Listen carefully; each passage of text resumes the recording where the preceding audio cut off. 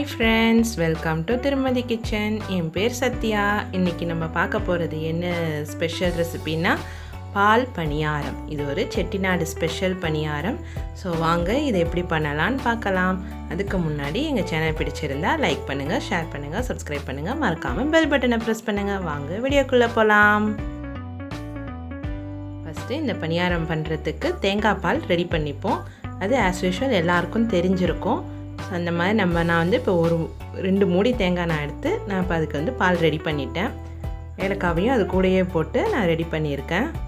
பாருங்கள், coconut milk வந்து இப்போ ரெடி ஆகிடுச்சு. தேங்காய் பால், அது கூட சுகர் ஒரு 1/2 கப் தான் போட்டிருக்கேன். உங்களுக்கு இனிப்பு தேவைப்பட்டுச்சுன்னா நீங்கள் போட்டுக்கோங்க இன்னும் கொஞ்சம் கூட. நல்லா மிக்ஸ் பண்ணி அந்த சர்க்கரை வந்து நல்லா கரையணும். வாங்க இப்போ பனியாரத்துக்கு மாவு ரெடி பண்ணலாம்.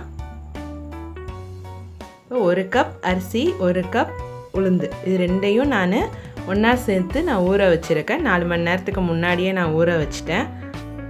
இப்போ நல்லா ஊறி இருக்குது. இப்போ இதை வந்து நல்லா அரைச்சிக்கோங்க. நல்லா நைஸாக இருக்கிற மாதிரி இருக்கணும். இந்த மாதிரி இந்த பதத்துக்கு இருந்தால் தான் போட முடியும். ரொம்ப தண்ணியாகவும் ஆக்கிடாதீங்க, ஏன்னா நம்ம அப்புறம் எண்ணெயில் எடுத்து நம்மளால் போட முடியாது. இப்போ இந்த அளவு ஓகே. இப்போ எண்ணெயில் பொரிச்சு எடுக்கலாம். இப்போ ஒரு பேனில் எண்ணெய் ஊற்றி நல்லா காயட்டும்.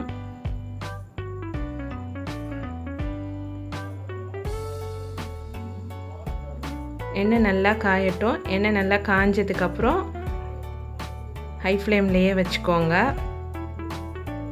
வந்து கையால் அப்படியே எடுத்து நீங்கள் போட வேண்டியது தான். இதை நீங்கள் உங்களுக்கு கை சரிப்பட்டு வரலன்னா நீங்கள் ஸ்பூனாலேயும் எடுத்து போட்டுக்கலாம்.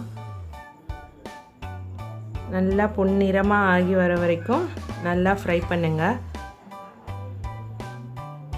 பாருங்கள், நல்லா ரெடி ஆகிடுச்சு இப்போ நம்ம பனியாரம். இது வந்து இப்போ நம்ம தேங்காய் பாலில் இது வந்து ஊறணும். ஜஸ்ட் ஒரு 10 மினிட்ஸ்லேயே இது ஊறிடும் நல்லா.